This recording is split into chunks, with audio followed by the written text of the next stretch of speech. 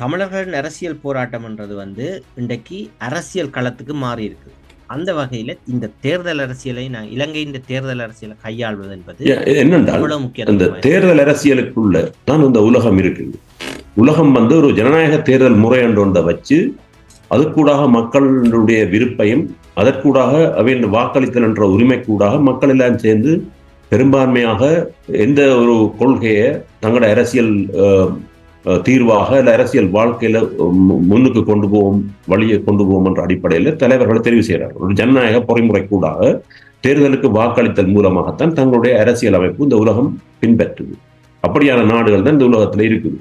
அப்ப இந்த போர் வழியை நாங்கள் திறந்திருக்கிறது மிகவும் முக்கியம் என்று பார்க்கிறோம்னு சொன்னால், தமிழ் மக்களுடைய உரிமைசார் போராட்டத்தை பொறுத்தவரையில இப்ப உள்ள அரசியல் போர் முகம் என்றது அதே வழிமுறையால நாங்கள் எங்களோட உலகத்துக்கு சொல்ல போறோம் என்னன்னு சொன்னால், நாங்கள் அரசியல் ரீதியாக ஒரு உரிமை பெற்ற மக்களாக வர்றதுக்கு எங்களுக்கு இன்ன உரிமைகள் வேணும்ன்றத இந்த இலங்கை அரசு, இலங்கையில வந்த ஜனாதிபதிகள், இலங்கையில வந்த ஆட்சிகள் மறுதளித்ததால நாங்கள் ஒரு தமிழ் மக்களுக்கான ஒரு அரசியல் உரிமையையும் சுதந்திரத்தையும் ஒரு இன அழிப்பை நடைமுறையில கொண்டு நடத்த இயலாத ஒரு நிலைமையையும் தமிழினம் தன்னைத்தானே பாதுகாத்த கூடிய ஒரு ஆட்சி அழகையும் அல்லது ஆட்சி பொறுமுறையையும் உருவாக்குறதை தான் விரும்புகின்றதை அந்த வாக்களித்தல் கூட ஒன்று திரண்டு திரட்சி அடைஞ்சு மக்கள் தங்கள் முழு அரசியல் வாக்கையும் அந்த விடயத்துக்கு போடுறது கூடாக இந்த உலகத்துக்கு மக்கள் வெளிப்படுத்துவேன். நான் நினைச்சு பார்க்கிறேன், இந்த வாக்களித்தல் முடிகிற நேரத்துல தமிழ் மக்களோட வாக்களிப்பு வீதத்துல 51% மேற்பட்ட வாக்குகள்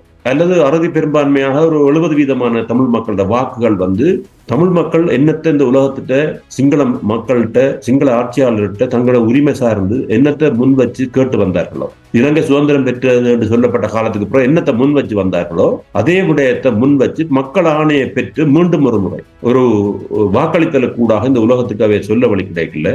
சிங்கள மக்களுக்கும் அது புரிய வரும் என்ற அடிப்படையில நான் நினைக்கிறேன் இந்த ஜனாதிபதி வேட்பாளர் என்ற விடயம் இந்த முறை மக்கள் தெரிஞ்செடுக்கிற இந்த ஸ்ட்ராட்டஜி, அதாவது உபாயம், நிச்சயமா ஒரு வித்தியாசமான விடயத்தை இந்த உலக அரங்குக்கு சொல்லும். எங்கட மக்கள் அதை புரிஞ்சு கொண்டு அதை வாக்களிச்சு அதை வெல்ல வைக்கணும். அதுக்கு எங்கட மக்களுக்கு ஒரு புரிதல் வேணும். ஜனாதிபதி தேர்தலில் தமிழ் பொது வேட்பாளர் நிறுத்தப்பட்டுள்ளமை அவரை இலங்கையின் ஜனாதிபதி ஆக்கவல்ல, தமிழர்கள் தமது உரிமைக்காக ஓரணியில் நிற்கிறார்கள் என்பதை நிலைநாட்டவே.